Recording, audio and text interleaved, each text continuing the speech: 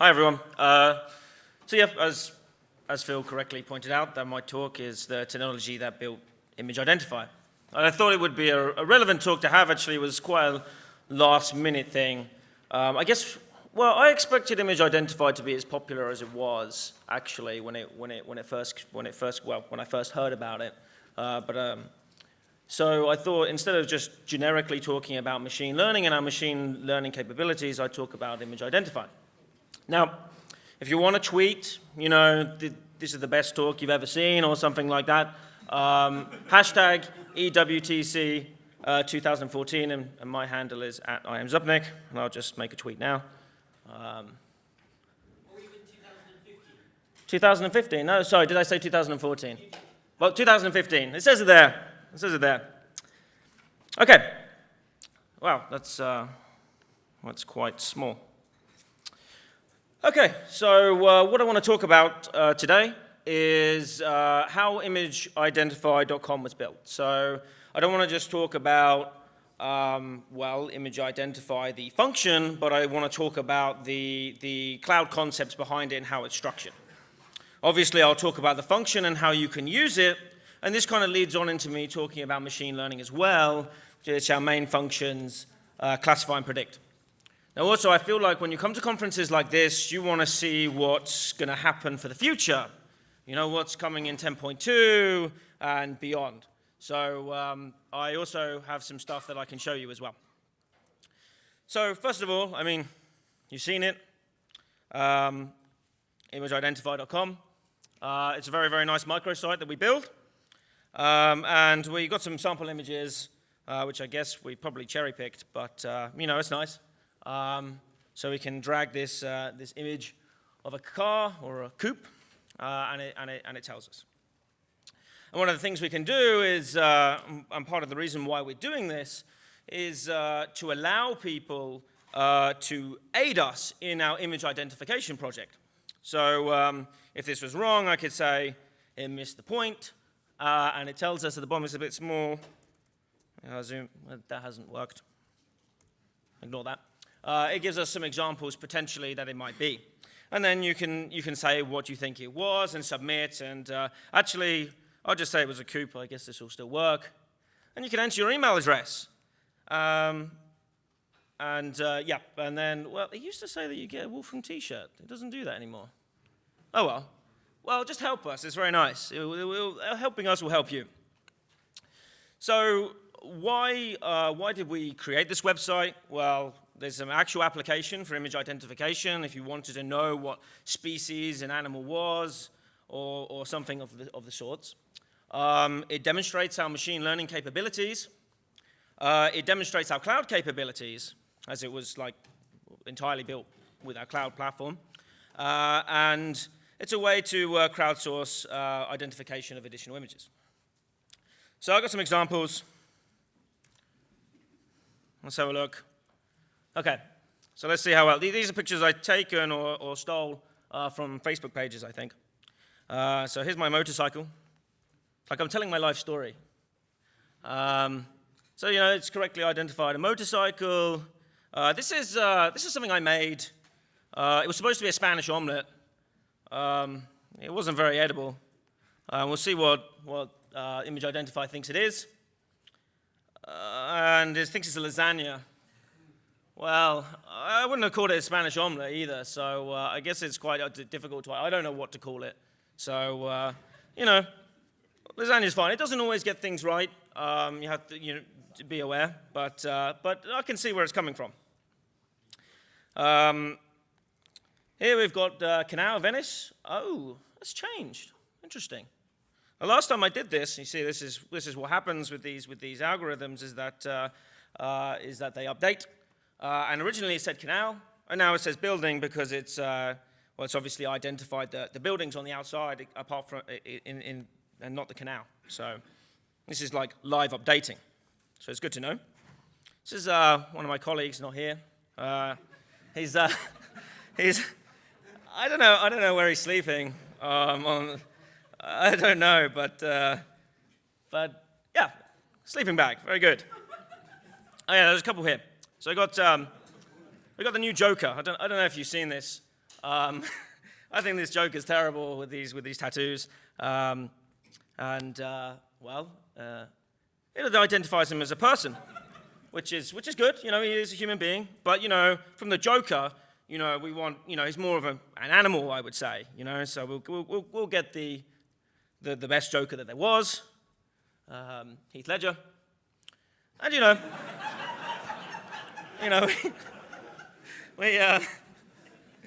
okay, it's you know, you see, I think this is more fitting for a Joker, I would say. Oh, one last one, pills, these pills. So these pills come out of jelly beans.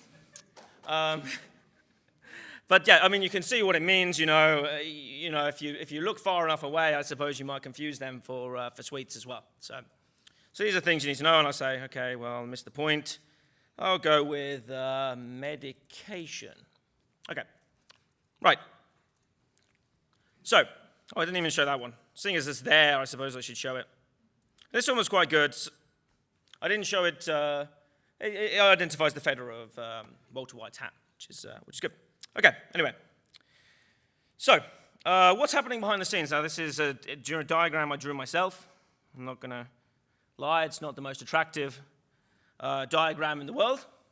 But it basically outlines what happens when you drag and drop an image from ImageIdentify and you get your result. So what happens is you go on ImageIdentify.com, you drag your image in, and then the image is shrunk. Now, sometimes, depending on various factors, sometimes the image is shrunk directly within the browser before it gets sent to us, or the image gets directly uploaded and then the image gets shrunk down. So it depends.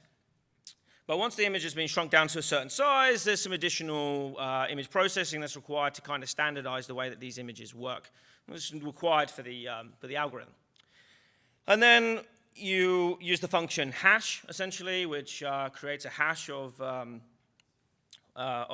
image. And then if an identical hash exists in our database, then it will read the cache, and then it will give you a result. If it doesn't know what the image is, it then runs ImageIdentify again, and then it writes to the cache, and then churns out a result. And then, finally, you know, you can give feedback. You give your feedback, it goes to the algorithm, the data gets put into the algorithm, and then that gets fed back into ImageIdentify, so the next time you use it, you may find that stuff has changed. So yeah, I mean, most of this stuff happens in the cloud, so I like to say that this, like, I'll put this nice cloud symbol and stuff in this box to show you basically what happens with the Wolfram Cloud. So that processing is done with the Wolfram Cloud. I mean, all of it lives in the Wolfram Cloud, but the result obviously is displayed on your page and stuff like that. Okay, so additional information on ImageIdentify. Around 10,000 objects were originally classified, and now this is going up as more and more people classify. The machine learning algorithm that's used is convolutional neural networks, which is specifically quite good at handling images.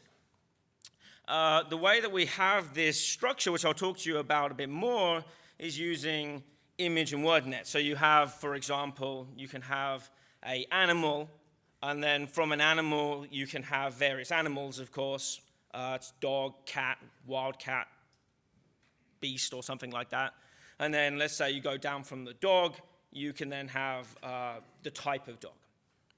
So you can check this out. I'll show it as well. So this is basically where we got most of the data from, but it required a lot of cleaning from our point of view. So we had a lot of researchers working on cleaning the data from WordNet and getting data from ImageNet. So ImageNet is where we got most of our images. There's 14 million photos on there. And then WordNet is where we get the word structure from. Okay, so ImageIdentify, the function. So this is a function that you can use on your machine. And what happens is it means you can integrate it within your code, of course. You don't have to just use the website. This allows you to have some additional options, which I'll show you. And basically what happens is when you run the function ImageIdentify, so I'll run it here. I've got this picture of an ocelot. I can use the function ImageIdentify on the ocelot, and it returns this entity, wildcat. And I can't highlight over it because I'm in slideshow mode, but it would say entity concept wildcat. So I've already downloaded the packlet. It stays on your machine. And so all these calculations that you'll see now are done locally to my machine. So you don't require an internet connection. This is something you should know. Like the file of the maximum file size that this packlet can be is 50 megabytes, and then that's your whole image identifier. Really good, really, really good. So you can integrate it into your code quite readily without having to have an internet connection. Now there are options you can add to ImageIdentify. So you can ask ImageIdentify to be more specific. So here I've got my ImageIdentify identified ocelot as a wildcat, and what I can say as a second option, identify this image in the space of a wildcat, and it'll give me the result ocelot. So I can look at some probabilities as well.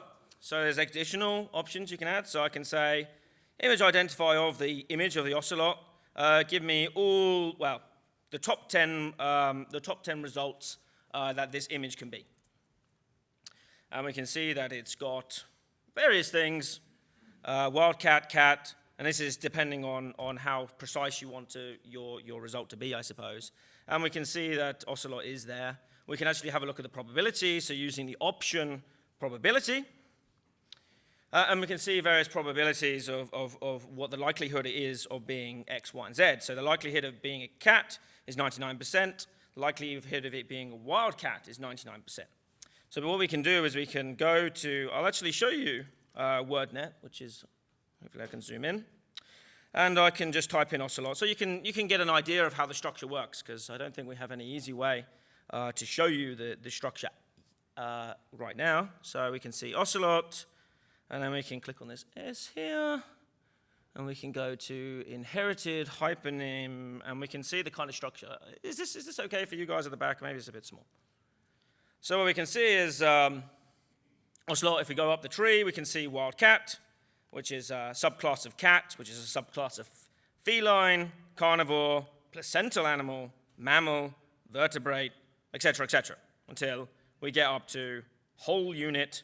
Physical. This is stuff we took out because we don't really care about something being a whole unit or a physical object or a physical entity to an entity. This stuff isn't really useful for you guys. So we kind of stop around. Well, we can have a look, I suppose. We're starting to stop around. Maybe organism, mammal here. So you can see all those things that I mentioned. Most of them actually on the list is going down the tree, and we can see the probability of it being. So this is interesting. I've done the same for a fruit, and here I just show the kind of tree structure. So with this fruit, which actually was incorrectly identified, but I just use it as an example anyway. This is actually an apple, I'm pretty sure, but it's identified it as a quince at a 23% probability. So it went from a natural object to a fruit to an edible fruit to a quince. So at edible fruit, it thought there was an 83% probability. And then of that, it thinks it's a 23% probability that it was a quince. And if we have a look at apple, it had 11%. And eating apple, 10%. And then all of these things. So one of the things you can use as an option, so that one was the probabilities. You can use specificity goal. I can't pronounce that very well. So let's say I have this image of my cat, my ocelot, sorry. And what I can say is specificity goal is low. What? Specificity. Well, that's right. Maybe I spell it wrong here. Okay. There we go. That's probably why I was having trouble pronouncing it. And so, a low specificity low, and at high, whatever that I just said, we can say ocelot. Now, let's take this image of a golden retriever, and it tells me I think it's a golden retriever. I'm not sure. It says it's a retriever. And what I can do is you can actually give a numerical value for specificity goal between 0 and 1, so how specific you want this to be. So I'm going from 0 to 1 with 0.25 steps just to show you basically here, which I'll push this down a little bit so you can see it at the back. That at 0, it's animal, 0.25, domestic dog, retriever, and if I want maximum specificity, it gives golden retriever. So we can get an idea of how the structure works there as well. So there's a few ways that you can see this. So now we're going to talk about the machine learning. I mean, I was talking about machine learning, I suppose, but I want to talk to you about, well, our machine learning functions that you can use today. Because you can use the function ImageIdentify, of course, but if you want to generate your own machine learning example with your own data and stuff, currently we have two functions, classify and predict. And what do we mean by machine learning in these examples that I'm going to show you? This is, in essence, teaching a machine a task from examples. So what this means is in image recognition, we can feed it in pictures of images, and this is kind of how it works on ImageIdentify. We feed it pictures, and then we say what that picture is. In this case, it's a cat, and this picture is a dog, etc. If we want to do text classification, we can feed it in sentences, long strings, and say, in this case, whether it was a positive statement or a negative statement, or we can, in actual fact, in the talk that I'll give later, I do it with Amazon reviews and star ratings. And then we can do prediction from features. So if you have multiple features, in this case, you have 2 features, a numerical result and a nominal result. We can give a numerical value here as well. So what happens in classify and predict is we do some pre-processing. What we like to do is try and make things as automatic as possible at Wolfram. I mean, we like to give you some extra options, but in essence, we want to make for a user who doesn't know anything about machine learning, just be able to throw some data at it and get it to work, because, well, it's more fun that way. And it's more useful if you're not knowledgeable in that field. So, I'll just run through this quickly because I'm going to run out of time. We extract features from this data. So, pixel value or something like that from images, and from strings we extract word tokens and things like that. We look if there's missing data, and then there are some algorithms which work behind the scenes which replace missing data with actual data and make some kind of best guess. Nominal encoding, so certain characters need to be encoded into numerical values. We do some standardization, dimensionality reduction, so if your machine, your classifier has multiple dimensions and it doesn't actually require one of them, then it can reduce that. And then finally, feature selection from that. So that's the pre-processing part. And then once that's processed, we go on to automatic method selection. So currently the methods, the machine learning methods that exist, and these are the ones you can look up online to get an idea of what happens here, are these 7 here. Basically, what happens is when you feed, I'll show you the function classify, and you just give it some values. What it does is it does some quick analysis comparing logistic regression, Markov, naive Bayes, etc., and sees which gives you the highest probability result for what you want. So if you know better, you can manually select the method, but the automated method works quite nicely. So then there's some hyperparameter selection, and then finally you get your classifier. And I just remind myself to tell you that automation is key here, because it's a very complicated subject, and making things automated is really nice. So actually, let's show you some code of how you can actually do this. So we have a predict function which says, okay, the value 1 goes to 1, value 2 goes to 3, 3 to 5, etc., etc. And then we can say, well, first of all, it creates a predictor function. And we can see what it's used. It's used the method linear regression, feature type numerical, and we can expand that, and it says you used 4 examples. And then I can say, okay, what's the probability of getting 2.5? So what's, if I feed the value 2.5, what does it think the value is? And it says 4.25, which is somewhere between 2 and 3. Classify, we have numbers here. 1 and 2 correspond to a string A, and 3 and 4 correspond to a string B. Not very exciting, but just a simple example. Again, actually use logistic regression here. And we can say, what do you think 2.3 is? And it thinks it's A. I guess it's closest to A here. So yeah, okay. And then we can feed it multiple features. So here, 1 red, 2 blue, 3 blue, and 4 red go to A, A, B, B. And then what is 1.5 red? And based on that, it thinks that the result is A. So these are very simple examples.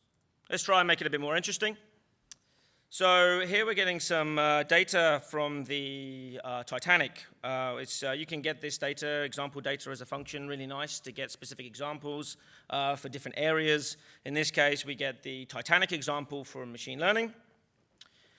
We grab some random data just to see what it actually looks like. So it's got the class of the person in the Titanic at the time, what age they were, what gender they were, and whether they survived or died. So we've got these multiple features. And you can see that there's some missing data as well, and we don't have to worry about that. We don't have to fill it in. Just let Mathematica do the work for you. Now we can just classify it, and we can see how long it takes to do the classify. It takes 0.25 seconds. It uses logistic regression. And then I can say, okay, did a first-class 20-year-old female survive or die in the Titanic? And it says she survived. Third-class 50-year-old female died. And we can get some more information out of this using option probabilities. So we can say, okay, what are the probabilities that a first-class 20-year-old female survived or died? And we can see that it thinks that it's a 99% chance of survival with a 0.5% chance of death, isn't it right? Yeah. We can do that for male, and what we can see is that, if you're a male, well, it's not good news for you. So we can get some specific information out of the classifier. So there's a function called Classifier Information, which I won't go into too much detail here, but it gives you some general information, and you can explore more information from Classifier Information. So here it just tells me the method and what regularization coefficients we used. Okay. So one of the options that exists is performance goal. So if you want training speed to be extremely fast, you can say performance goal goes to training speed, and then it will classify faster. So here this is why I put the timing in here. It took 0.25 seconds originally, and I said performance goal goes to training speed. And we can see that it's taking 0.16 seconds, but you can imagine that it's going to be a bit more inaccurate. I also said that you can choose the method specifically. So if I decide that I'm smarter than Mathematica, then I can say method goes to logistic regression, in this case, because I say that logistic regression is better. And I don't need to see classifier information here. And we can see that it's chosen method logistic regression because I forced it to. And then we can make a nice little, I say nice, fun example of, is this actually, I have to make that shinier. Title, subtitle.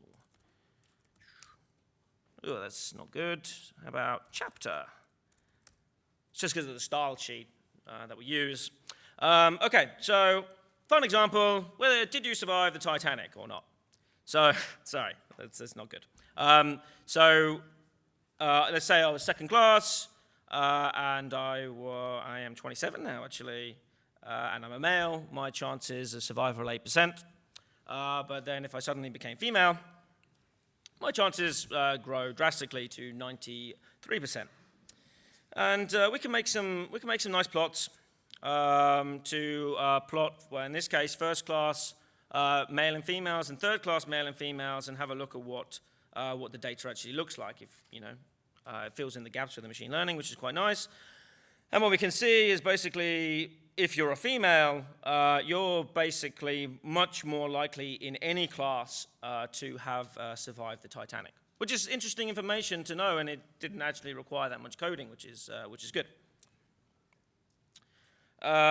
Digit recognition. So here we're getting some data again. I don't know how long this is going to take. Maybe I shouldn't have done that, because I think I preloaded the data so that we didn't have to do this.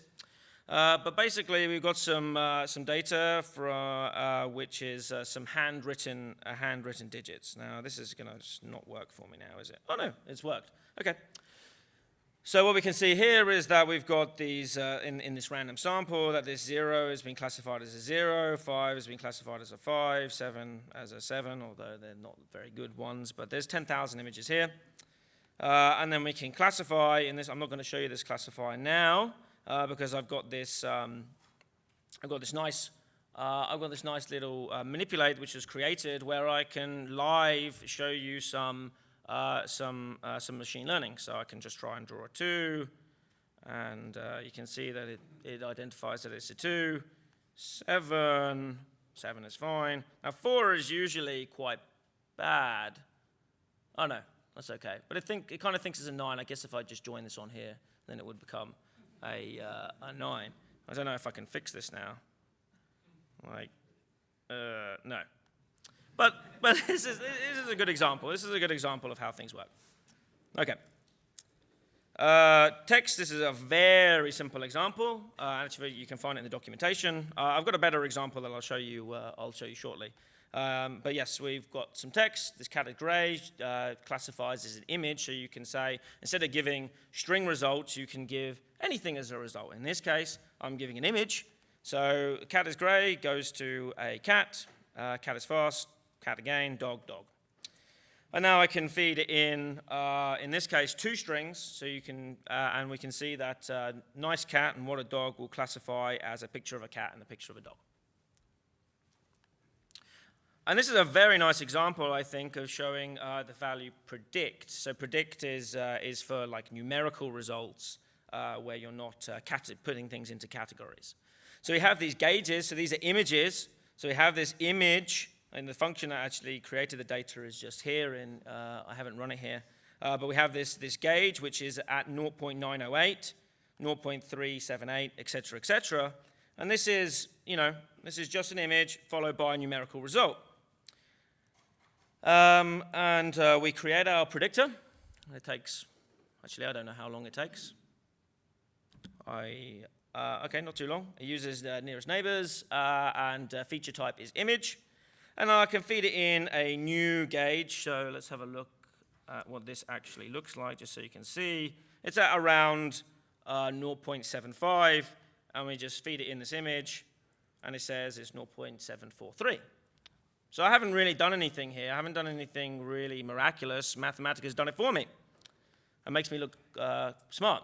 So I can have a look at the distribution of the data. So one of the options is distribution, and we can have a look at the plot of the distribution. So it's 0.743 plus or minus 0.01. And then I can create a dynamic module which shows you the angular gauge. It creates the image.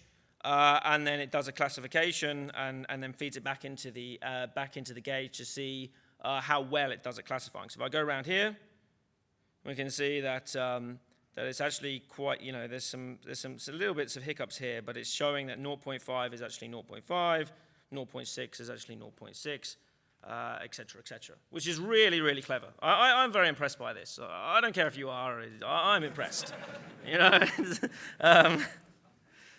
So there are built-in classifiers as well, and actually, if you, I'll show you on the website. If you grab a picture of Obama, for example, So we have this lovely picture of Obama. Oh, this is a bit slow, but this is fine. And then I'll feed it in here. If it identifies as a person, then it will attempt to run the function classify notable person. And here it says Barack Obama, which is quite nice. And you can use the function notable person, the inbuilt classifier. So you use the function classify with the classifier, in this case notable person, and there's the same image because, well, I wasn't very imaginative. And then it comes up with Barack Obama. And then here I've actually got a picture of, Christian Bale, which, I don't know, he looks a lot younger than I'm used to. So if I feed this image, it says Christian Bale. Very nice. Name, age. Here I've got this, it tries to classify based on your name what age you should be. So I've got Sally. And it says if your name's Sally, you're likely to be 63 years old. So we can actually have a look at the distribution of this. So we can have a look at the distribution of the name Sally over, in this case, 0 to 100 years old. And we can have a look at the probability distribution of the name Sally based on age, which is really interesting. And so obviously you can create these classifiers, but they exist for your use. So here I've got this language classifier. I can't remember what I wrote. I just fed it into Google Translate, something about pork chops, or I like eating pork chops, or something like that. And it just classifies the language. And here is the where you can feed it multiple sentences. And I'm feeding it in English, French, Spanish, German, Chinese, Arabic, and then Russian. And we can see that, oh no, Ukrainian.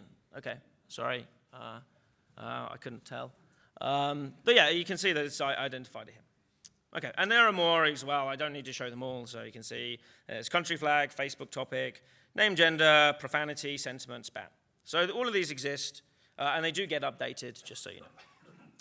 So one big example, or big-ish, actually, it's quite small to describe, that I wanted to show you, which is based on text analysis, is this recipe classifier that my ex-colleague Martin John Hadley made. And I told him that I'd mention his name because, he made this, so that seems fair enough. So it's based on this Nature paper, flavor network, and the principles of food pairing. And the data was basically, the data has a list of recipes. So it has the data, which is a bunch of ingredients followed by a cuisine. So where it comes from. Does it come from Southeast Asia, Eastern European, Western European, North American, South American, etc., etc.? It has actually 381 unique ingredients in total, 56,000, and it's taken from 56,000 recipes, and the recipes are taken from these websites as well. So if you want to create your own. And then it's converted into a classifier. So literally, we just run classify with ingredients followed by cuisine a bunch of times. And then I package it into a cloud application, because I didn't mention this, but I develop on the cloud. So I like to talk about the cloud a lot. So you can go on this website, made it public, zupnik.net/recipe.html. And it brings up this form function, a nice little form function. And yes, look, I even quoted him here. I should say me, really, because I made this bit, but it wasn't very hard. And I just feed it in some ingredients. So let me think of a South American dish, like fajitas or something like that. So I'll give it onion, actually rice,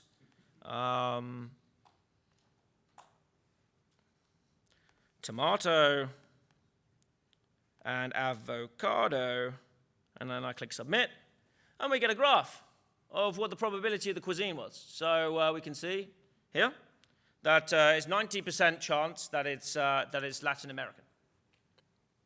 So yeah, by all means, try this yourself. I can start to feed it in bacon, eggs, potato, beans. And what have we got here? Eastern European or Western European. So 43% chance, 30% chance. This is a nice marriage of machine learning and the cloud. And it was actually very simple to make this, actually. I would show you the code, but I don't really have time. But if you want to see it, I can show you after the talk. So I wanted to show like a dynamic image identify. So let me just fire up my camera, and hopefully it actually works. Oh dear, that's not good. Please don't die. These are not supported functions. Oh dear. I may have killed my Mathematica. So I'll just kill it now and start again to save time. And I'll bring up my keynote. And what page were we on? Dynamic image identify. So I wanted to show you an example, I suppose. So this is this is what Conrad showed. So I won't show it in too much detail, but I just want to set the scene, I suppose. And are you going to work for me? I would like you to work for me. Where'd the code go? What? Yeah, this is nice.